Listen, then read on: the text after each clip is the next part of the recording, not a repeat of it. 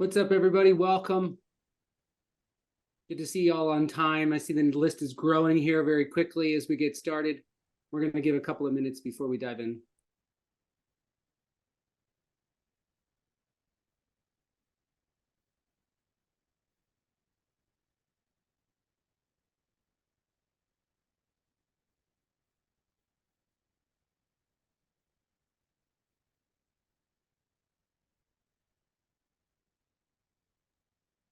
And so for those of you guys wondering, yes, these are actual numbers from TestFit this year. I love these numbers. We really have done over 5 million parking stalls automated this year. Hopefully some of you guys on the call were responsible for some of those parking stalls and didn't have to count them manually.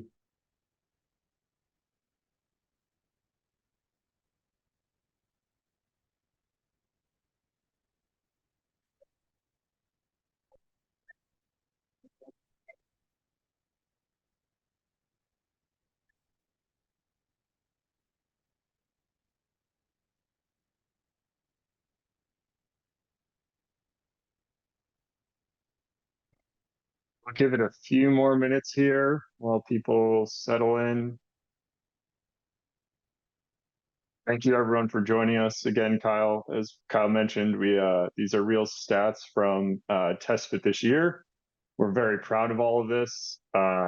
We like to think that many of these units and industrial buildings and parking stalls got developed in TestFit and built at some point in this year or the next. So we'll give everyone another minute while they join, and then we'll start.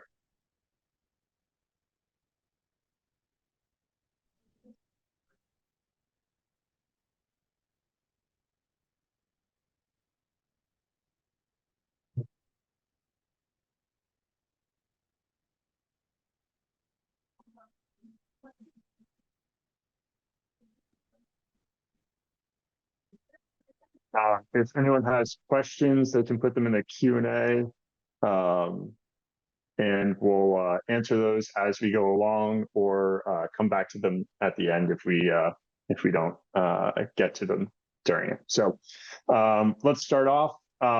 Again, these numbers are real. We're really proud of the 4,700 users that we have in TestFit that have created over 2.7 million dwelling units, 763 million industrial sites, and over 5.7 million parking stalls.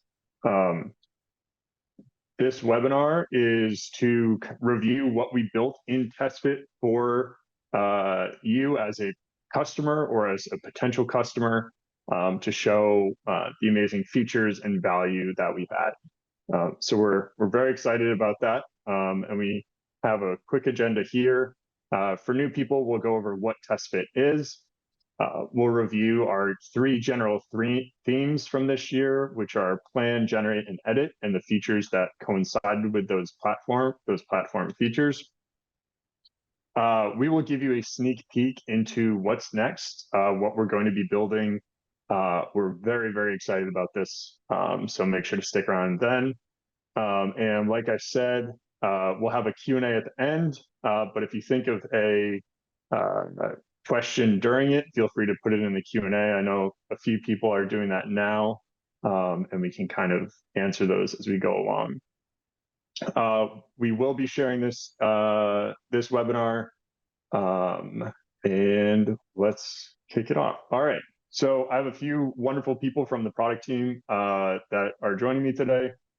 We have Kyle and also Matt Kendall. Kyle, I'll let you introduce yourself.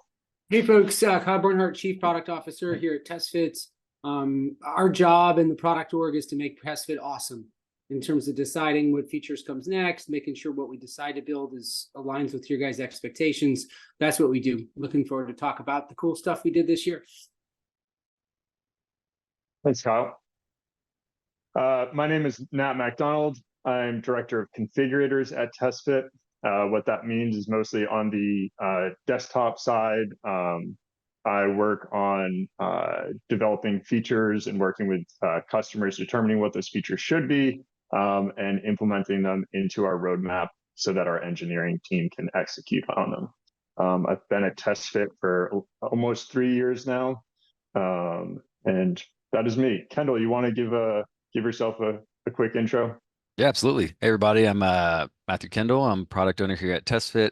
Um, been in the design field for a little bit in architecture, then decided to come over to TestFit and been here for about 4 years. And excited to show y'all what we have that we've worked on this year.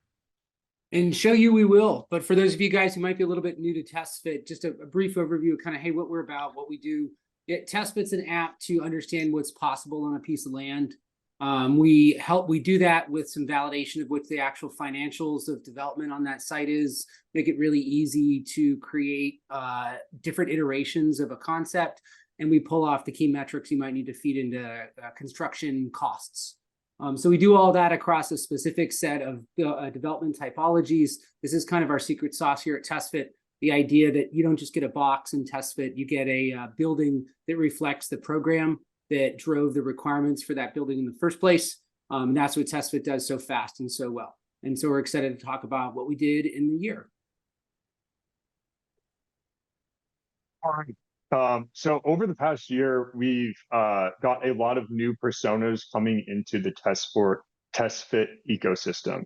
So whether you're a contractor, a civil engineer, or a traditional architect or a real estate developer, we're seeing new people come into the software. And that means different building typologies, different site types, different regions, a whole bunch of things. And so over the past year, we've focused on three main things: plan, generate, and edit. All three of these have been focusing on platform features. So basically, we want to implement one feature that all these different personas and regions and building typologies can utilize. So we'll go into each one of these different items, and then we'll I'll explain kind of the context behind them, and then Matt Kendall will show them off in the app, show how fast they are, and how powerful they are.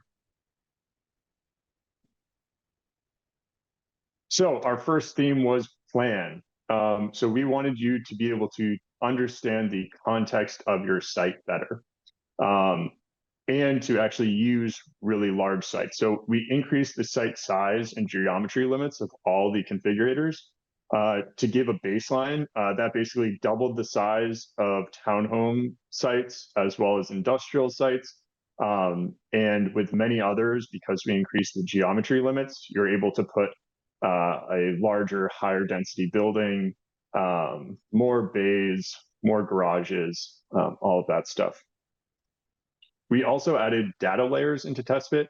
So we partnered with Esri, who creates ArcGIS and has some great data. They provide us with FEMA flood zones and wetlands, which also and we also created a feature that allows you to create easements with those. So there's no manual drawing of a flood zone or a wetland, and you will automatically get an easement created in those if it's touching your site. I noticed someone was talking about the size of the acreage. So in industrial, we get up to around 300 acres. In townhomes, we get up to around 80 acres. And it kind of depends on how complicated your buildings are, but that's kind of a benchmark for those. Kendall, do you want to jump into the demo? Yeah, let's go ahead and let me pull this up.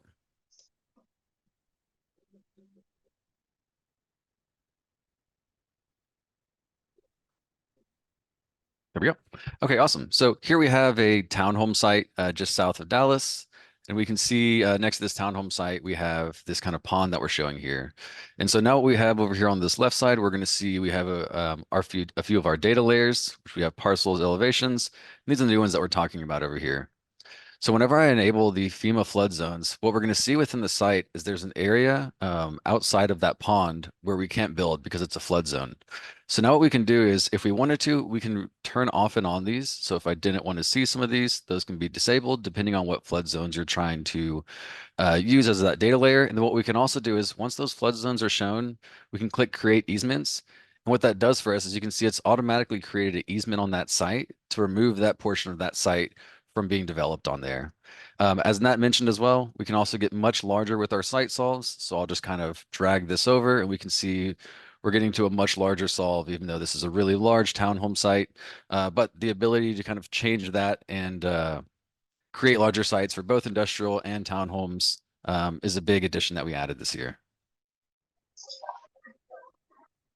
And in the Q&A, I see a few questions. So will you be developing data layers, parcels, elevation, flood zones, etc. in Europe? So right now, this data is for the US, but Esri does have data elsewhere. So if you are interested in that, please reach out to us. We can potentially work that data into TestFit.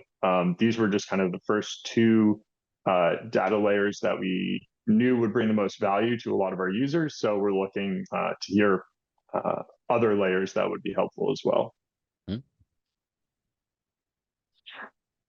And then another question about parking stalls. So right now, our parking stalls are parametric, so you can change the size of those to whatever you like. I believe they can fit semis and tractor trailers, but if not, we can likely increase that.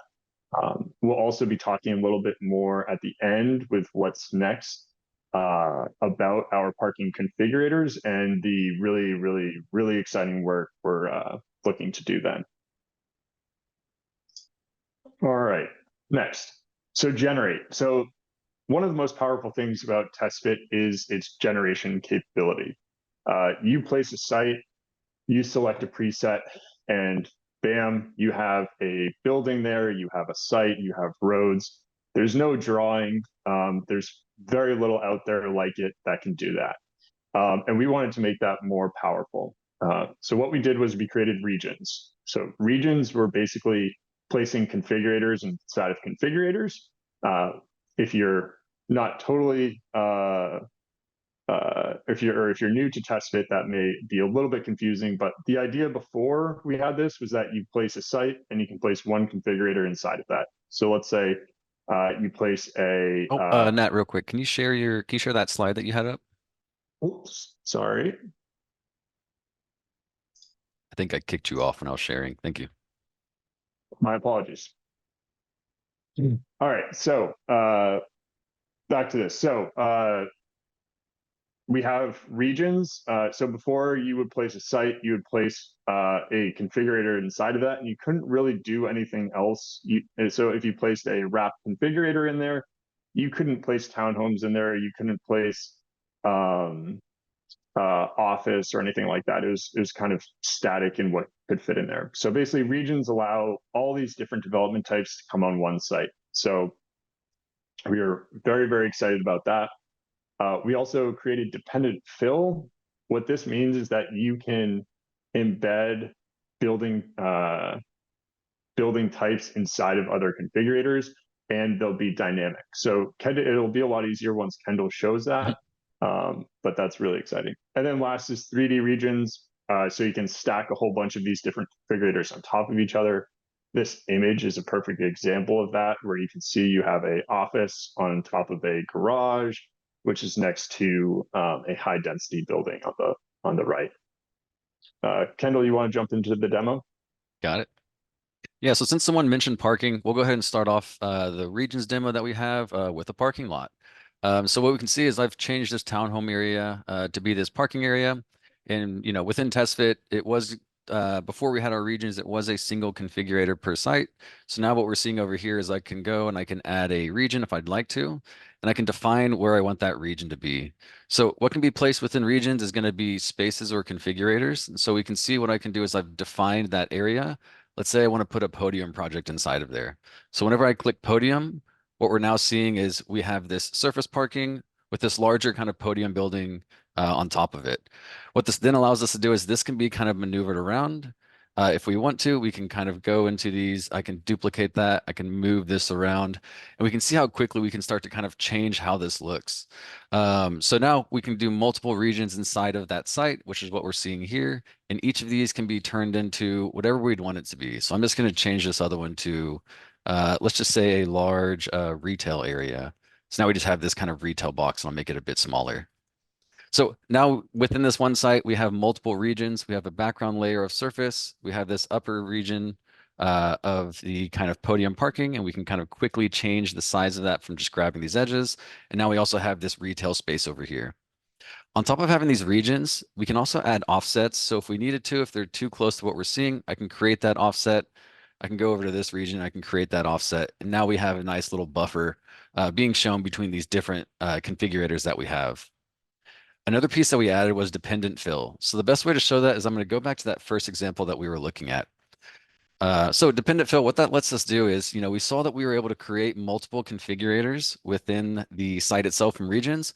What dependent fill is it uses something that's already been defined, and it lets you'll see what that means. It lets you fill that with something.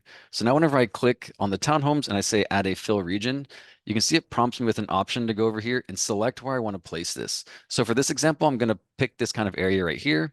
Again, you're open to change it to whatever configurator that you wanted to. So if I wanted to put a multifamily building there, I could. But for today, what I'm going to do is I'm just going to put a smaller townhouse in there, and we can see how this works for us. So now that I've clicked that, what we can see here is it's added another style of townhome inside of this mass that's here. Why that's important is because we didn't need to define that shape. As this site starts to move and adjust, since it is bound from the shape that is generated inside of it, we're kind of seeing that inside of here. So I'm going to click duplicate a couple times. Now we have that selected. I can move that to other areas. And so you can see now that lets you kind of go in, get more creative, lets you use additional units. There's a couple added bonuses. As you can see, we have some drives showing up in the back of those. So that's going to be the dependent fill portion. Dependent fill also will work for industrial, which I'll show in just a moment. We can fill out some of these kind of leftover spaces that we have. So for 3D regions, we'll go back to this example where we're starting to kind of work on a larger like mixed use plan. So what that allows us to do is now let's say we have this retail area, but above that retail area, maybe we wanted to add some other information. So I can now right click, I can duplicate above. Now that space has been duplicated above as what we're seeing here now, which we can then change if we need to. But what we're going to do on this 3D region or this 3D region over here is I'm going to create an unparked building. So now we're essentially looking at two of these very similar pieces. I'm going to go into 2D plan just so we can kind of see a bit more of this, give us some more room. So now when I go up to this area, we can see this can kind of be floating if we need to, but the main piece that we can work with is I can start to change this size. Now I have kind of one type of building over here. I can duplicate that, slide this over.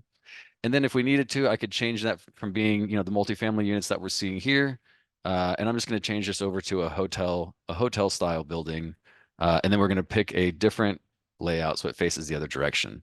So now you can see we can get a bit more complex with how we're starting to plan and work with these 3D regions. Kind of opens up the ability to create these larger mixed use projects that have multiple types. We could also create an additional region inside of here that is a parking garage. So we're wrapping that with the buildings on top, but it gives you a bit more flexibility of how you want to really build out that area. Any questions about some of this before I hand it back over to you, Nat? I think you're good. I think Kyle's going to be answering some of the questions that were put in the chat or in the Q&A. So yeah. Awesome. Cool. Go ahead. Yeah, let me try to answer some of those, and then if we have additional ones come in, we can take a moment here and answer the questions for others. So, question coming in: are there plans to support other building typologies like educational, classrooms, auditoriums, cafeterias, sort of thing?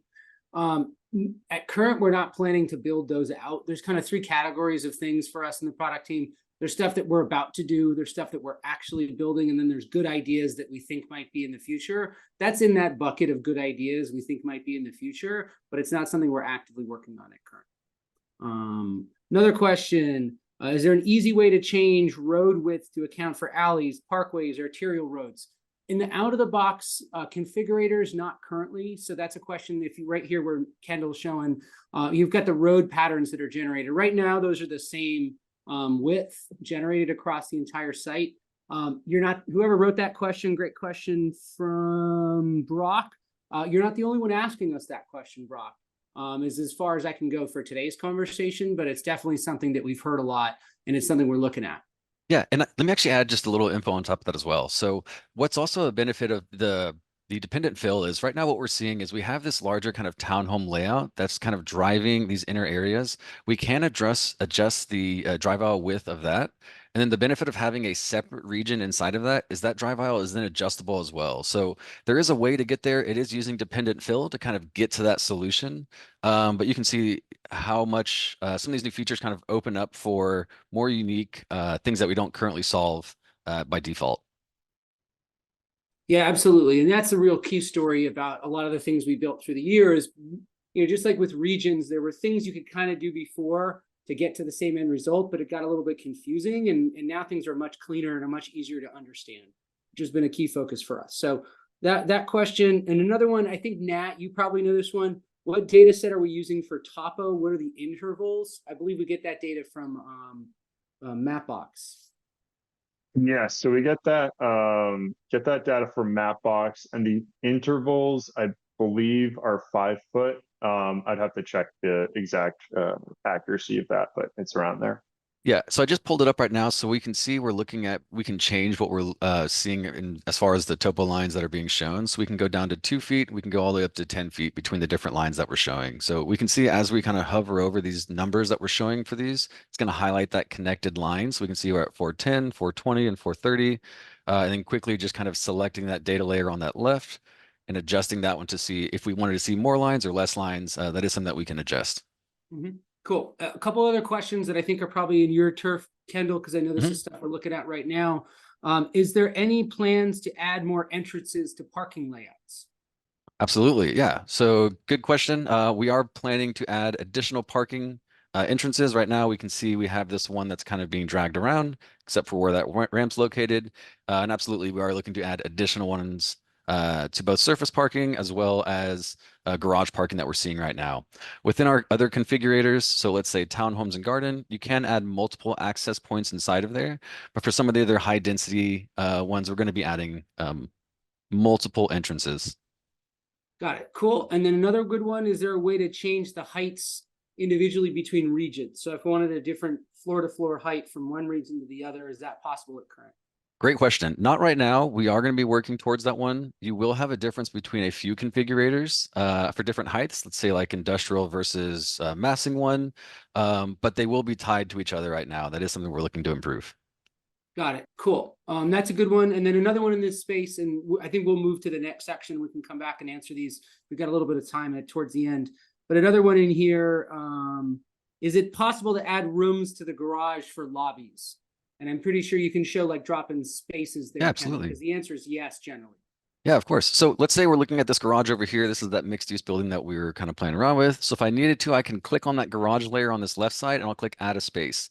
What that does is it just kind of defaults it to kind of a location on there. You can then left click on that space, drag it around. You can change that target area and see it kind of get bigger or smaller. And there's also an option that we have called single loaded. What that does is you can see it's actually just placing it on the parking stall itself. It's not interfering with that drive aisle. So there is an option to do that. Also on top of spaces as well, we can see the space that we have over here in 3D. There is an option to create that as a double height space.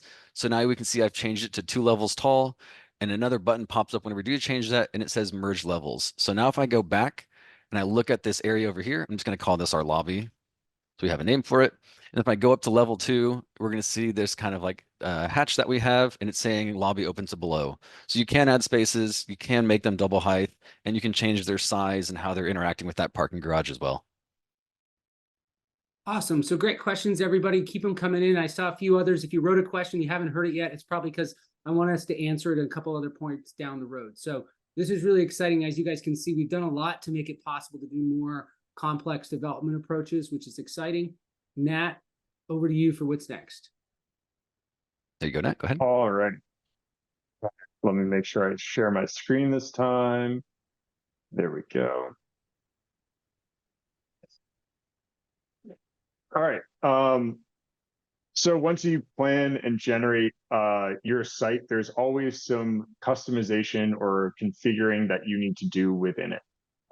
We've always had this aspect of TestFit. That's why we call them configurators, is because we know you are going to take your site plan to the next level. We can only get you so far, right? We're going to take care of some of the really easy stuff like counting stalls, laying out the general building, but you're going to be the ones that want to tweak stuff. So we created some really cool features. The first one is real-time manual mode. So if you were using TestFit last year, you would have seen that when you entered manual mode, it changed the canvas. You couldn't see what was moving. We improved that, and the GIF on the right is a good example of that. We also improved our snaps or added snapping capability so that you can snap to existing corridors or along certain sight lines. And we also allow you to now pin everything. So instead of having to enter manual mode, you can just say pin all, and now that the massing, the roads are kind of frozen, so that you can manipulate other things without worrying that that's going to change. We also wanted to make it easier to select and manipulate multiple things. So we gave you multi-select, which allows you to select multiple things, move them, rotate them, delete them, pin them, all these good things that were a little bit more difficult before. And lastly, we wanted you to be able to kind of save a collection of those things together. So we now allow layer grouping, which means you can select a bunch of layers, group them, move them around as one, and you can always come back and ungroup those and whatnot. So we're really excited about this. Kendall, you want to show the demo? Yep. Let's take a look.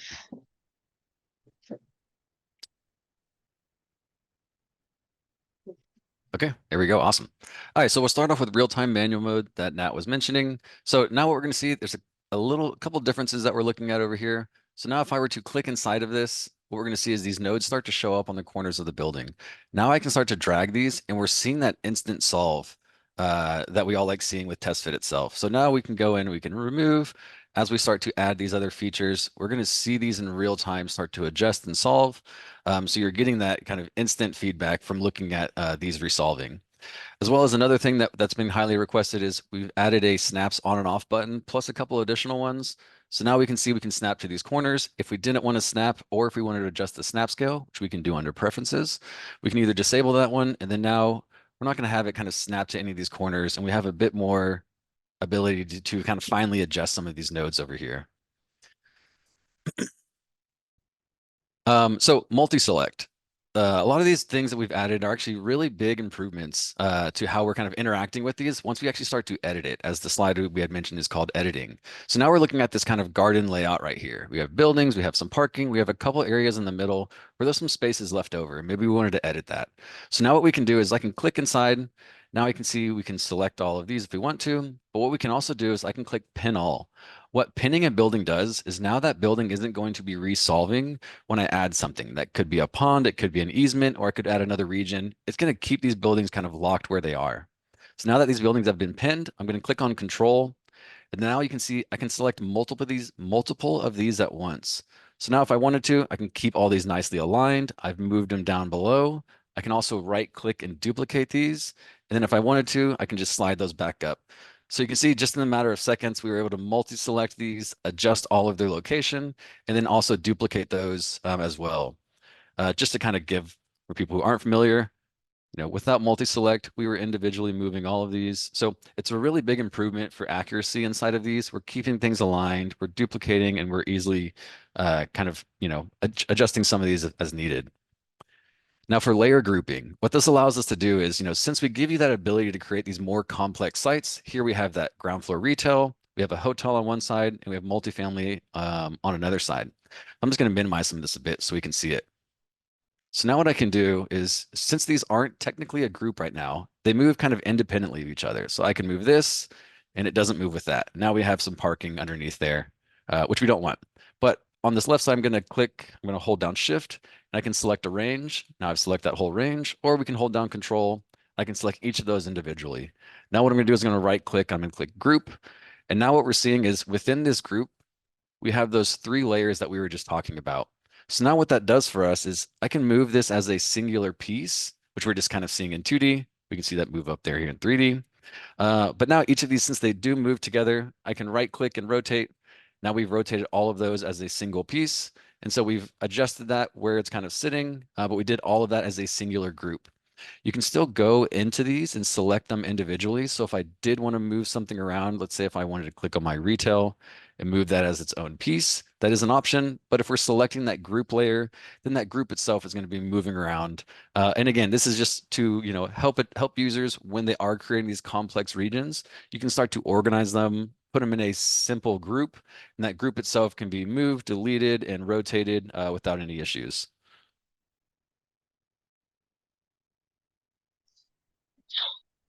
Cool. Amazing. Any other questions we have? So yeah, I think with that we can roll into the Q&A. This is not the end of the webinar. After the Q&A, we'll go kind of through what we're going to be working on next. But right now, I think we have a few questions. One of them, is there any plan to develop different staircase alternatives for garden housing? This is a fantastic question. I really like all these questions because a lot of these will be answered in the what's next section, which means, yes, we are going to have some different ways to do that. So we are very excited about that. Kyle, would you want to answer any of these? I know you tagged them. Yeah, or I was going to answer some of them as we get into the future facing part. Okay, cool. All right, then let's roll into that and keep on going. All right. Give me 1 second. Kyle, you want to voice over on this? Yeah, absolutely. So let's talk a little bit about what's next. I mean, we've talked about what we've done so far this year in 2023, a lot of exciting stuff to make TestFit more capable. What I wanted to do, along with Nat and Kendall, is talk a little bit about where things are going, some exciting new projects that are currently being worked on, but also a little bit of how we think about what we need to accomplish with the product to make you guys happier and satisfied with TestFit as a software product. So why don't we go to the next slide on that one? Like when we think about the key things, there's a lot of exciting things we can do with TestFit.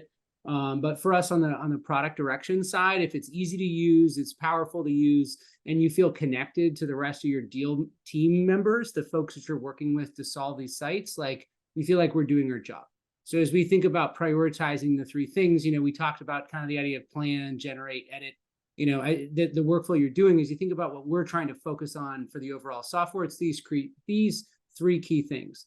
And so Nat and Kendall are going to talk about a couple specific projects that are currently underway. No commitments on them seeing the light of day or when they will, like this goes in software, but it is stuff that's underway as we speak. So why don't we talk about those things?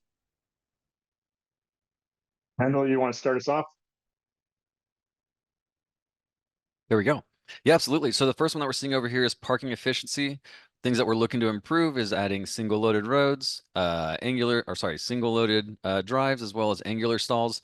What we're seeing right now is with the addition of these single loaded drives that we can see in this GIF, it's going to make your parking much more efficient. We can get much smaller sites, better parking layouts, and this kind of GIF just really explains it pretty well. Yeah, and just to point out another thing in this GIF, it's going to make our parking much more efficient and dense. So as you can see, without this feature on, you're getting about 48 stalls for that lot. With this new feature, you'll get 63 or so. So we're being much more efficient with our space. We are very excited that to be working on zoning data. So we found a great partner with Zonomics to provide zoning data for your specific municipality that your site is in. So this may look like getting different setbacks and defining them based off of those cities' zoning rules, as well as being able to apply metrics so that you can make sure you don't go over your max FAR or that you're hitting specific things. All pulled automatically. We're very, very excited about this.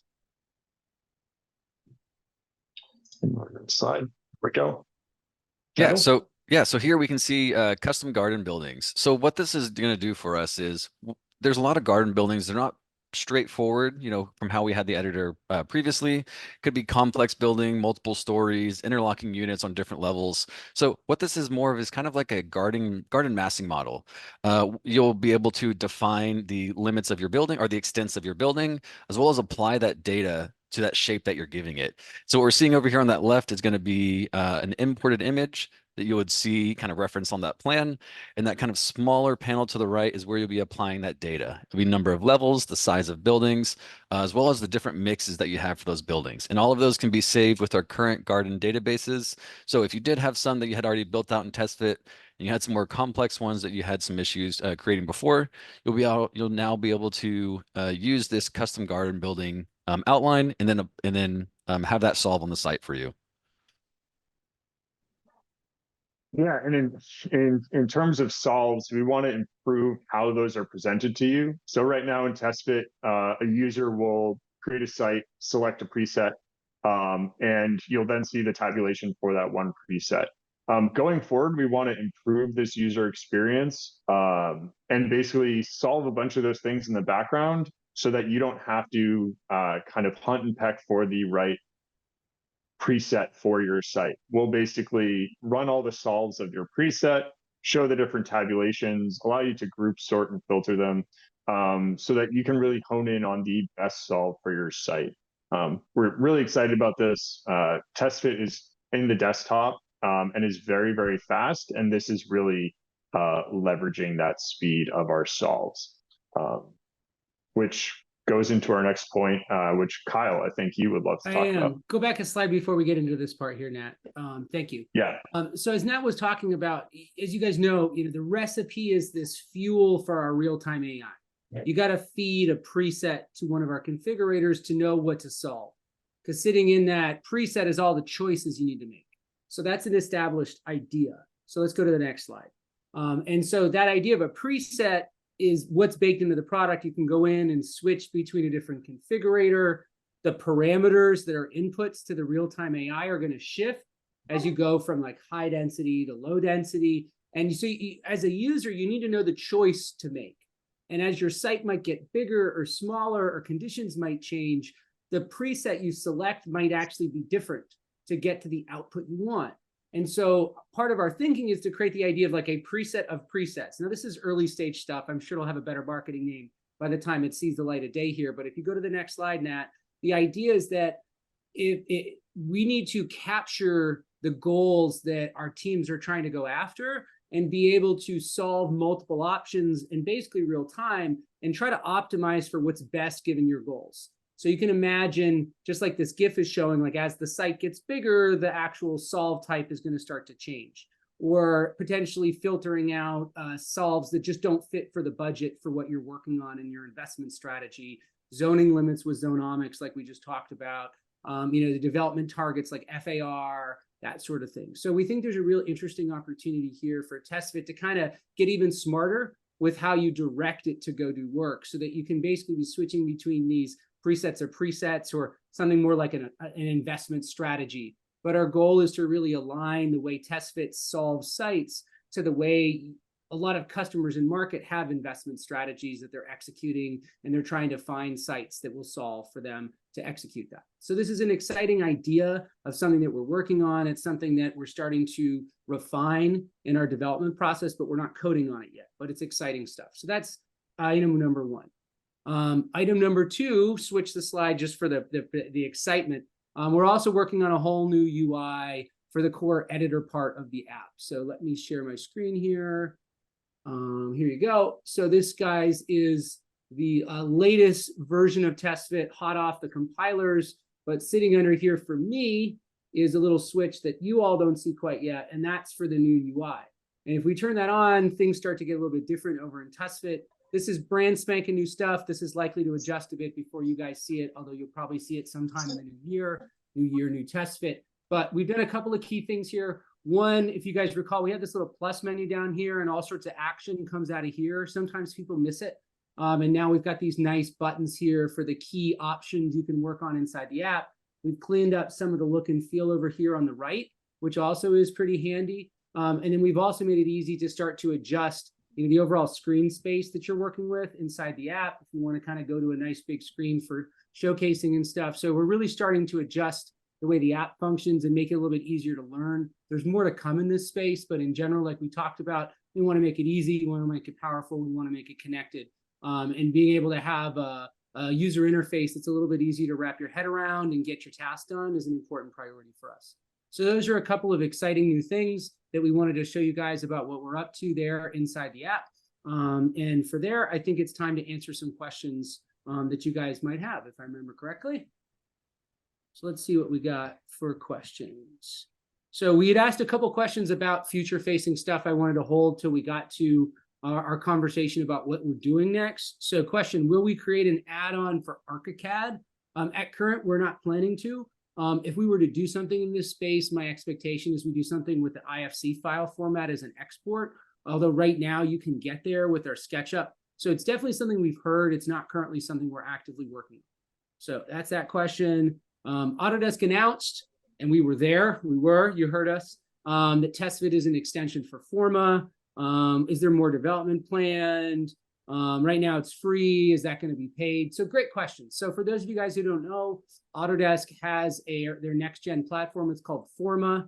And TestFit's parking solver shows up in Forma as a guest star, allowing folks to generate their parking. So right now we're in conversations with Autodesk about the best way for us to deliver value of TestFit inside of Forma. As you guys can imagine, like it's free right now. TestFit's a software company. Obviously, we don't work for free. We want to figure out the best way to surface value inside of Forma in a way that works for us as a business. So that's something that we're evaluating in. But ultimately, for us, the future ecosystem of tools is not just one app like TestFit, it's a broader connected ecosystem. So we're investing in things like Autodesk's platform with Forma, just like we are in other pieces that we've talked about, like Enscape or Cove Tool, that sort of thing. So that's the answer to that one. It's, we're interested, and we'll see where the future holds. So that's another good one. Question, any plans to branch out into business interior planning? At current, no, for like offices. My presumption is that's what you're talking about there. We think there's some interesting stuff there. If you're looking for a solution that's going to do office layouts, there's a company called Canoa, C-A-N-O-A, Canoa BIM. They're pretty awesome. The guy who runs the company is a very sharp guy, and they're all over that particular problem. So we may choose to get there at some point in TestFit's journey. Right now, it's not part of the plans, and there's other tools in the ecosystem that can probably address that for you nicely. So with that, we've had a couple of other things. There's one good question here that I see, Nat, that would be a great one for you. Any plans on cut and fill? Yes. So this is something a lot of customers have asked for. The cut and fill can be kind of the biggest surprise of a project in terms of cost. And so it's your biggest unknown in feasibility. So we are very excited. We have the topo data needed to do that calculation. And we are working to bring that into TestFit so that you get the amount of import and export or cut and fill automatically once you've placed a site. So we are working on that and incredibly excited about that. Yeah, exciting stuff. And that's been asked a lot. And we think there's a huge potential test, especially for TestFit, given how fast it is. It can start helping with cut and fill in the instantaneous way that it does. We think that's a real innovation. So that's exciting. Another question that I see here, is there any intent to allow for import of CAD data to use as regions or building extents? So that's a great question from Thaddeus. Right now, the answer is you can import an image to define the geometry of our new custom garden building stuff we're working on. So it's not out yet, but the intent is to allow you to underlay an image for that kind of arbitrary building form. So you should be able to accomplish part of your goal in that question with what we're currently working on. And then in our massing tool, you can also save mass forms. So you could bring in like a background image, create a mass that fits the shape of the building, and then save that mass form to be reused in other projects. And then you can kind of plop it around and copy it. So I guess the answer to your question is you can already do that today in TestFit, which you're asking, at least for the mass forms. And as we think about the custom garden building stuff we talked about, you'll be able to do that in the garden typology. So exciting stuff there. And if there's more interest you guys have, obviously we're glad to talk about it. So that's a good one. Another good question coming in. Any plans to integrate with Procore? Good question. Procore, we love them. Some folks from TestFit are actually ex-Procore employees. We're excited about the potential of moving data downstream from TestFit into both Procore and Autodesk ecosystems, the construction cloud as well as Procore. It's not something that we're prepared to kind of make a commitment or illustrate right now, but in terms of where all the users live and the active projects get executed, right now those two are pretty high on our list for places that are doing that. So Nat, I think you flagged one for answer of question. You got one you want to answer? Oh, sorry. I was just marking off some of the ones you had answered. You were on a roll there. There's another one, intent to copy and paste between sites so that multiple people can work on different sites. We are working not specifically on that, but we are working on making it easier for multiple people to collaborate on the same file, not necessarily at the same time. But we are really excited for that. Got it. I see another one coming in. So Gustavo, it sounds like Gustavo is doing some large retail projects, and Gustavo's wondering what updates we have on retail development. What I'd say on that one is you saw a lot of the key stuff we did with regions, dependent fills. You can get a lot more sophisticated with master plans now, with some of the sophistication with what you can do on site and regions and dependent fills, what I'd say there. And Kendall, I don't know if you have other details you could throw in. Yeah, go ahead, Kendall. I was gonna say with our parking improvements, there will also be that will also help towards retail, specifically with kind of customizing the drive layout and whatnot. Mm-hmm. Cool. Yeah, and then I've also seen users kind of use kind of a surface massing to create a path offset that we have to create some of those potential drives until we have actual drives being worked in. Yeah. So there's a lot of activity there. I mean, what we will tell you guys in closing, just in terms of a framing thing, one thing we have heard pretty clearly from a lot of folks in multifamily right now is like low density is a lot of what's penciling, much more so than these much larger projects with structured parking and stuff, just because of construction costs and interest rates. Like we hear that. So we're adjusting our focus to make sure that where the development is making sense financially, TestFit's got good capabilities. So that's definitely a message we've heard. So with that, we've hit our 45-minute budget, and I haven't seen a new question come in a while. Oh, I did see one, sorry. Do we have any thoughts on Twinmotion? So yes, we have thoughts on Twinmotion. They're a nice visualization tool that sits in the ecosystem overall. Right now, there's no intention for us to adjust how we do visualization that we want to talk about in the call today. We've got a tool implemented that's Enscape that does that today. If you want to get stuff into Twinmotion, most people bring it through SketchUp as an intermediate step to get the geometry in there. But if you guys are interested to learn more, you can always reach out to our support team and we can talk about some specific options you have. But with that, we've run our way through a couple of key things. We talked about what we're about here at TestFit, the exciting stuff we did in 2023. You guys saw it all in action, thanks to Matt Kendall doing some wonderful work on the demos. You guys asked a ton of questions. We really appreciate that. And we talked a whole lot about what's going on in the future and some of the exciting things when TestFit is easier, more powerful, and more connected. And so with that, we wish you guys all adieu. I hope you guys have a wonderful holiday, and looking forward to talking with you all next year to show all the really awesome stuff that you guys can thank us at TestFit for. And with that, have a good day, everybody. Thanks so much, everyone, for the great questions. Thanks, everybody. Have a good day.